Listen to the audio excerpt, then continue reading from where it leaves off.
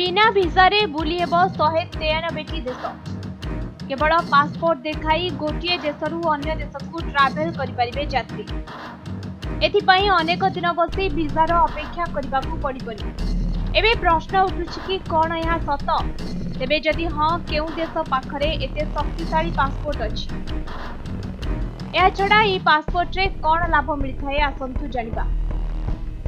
Passport कौनसी देश यार नागरिक मानकु विदेश गस्त समय प्रदान करिथाय, मात्र भिसा व्यक्ति जनक जाउतिबा देश तरफरु मिलिथाय। फलरे व्यक्ति जनक बिना द्विधारे से देश को जाई परिबे और बुली परिबे। तेबे निकटरे हेनली पासपोर्ट इंडेक्स 2025 डाटा आसी सारिछि। आउ एथिरे सबुठारु शक्तिशाली पासपोर्ट भाबे सिंगापुर देश प्रथम रहिछि।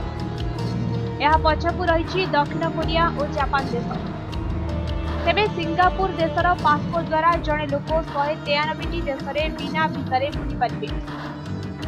सूचना योग्य जे एही रैंक रे भारत 80 नंबर रे रहिछि। जड़े भारतीय देशरू मिलतिबा पासपोर्ट द्वारा 35 देश को बिना भिसारे ट्रावेल करि परिबे।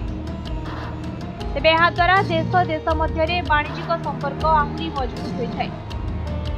या छड़ा पढ़िबा पई हेउ तथा व्यवसाय पई लोक माने अन्य देश को सहजरे यातायात कर पारंती। रोजगार पंथा मध्य सहज होइथाय।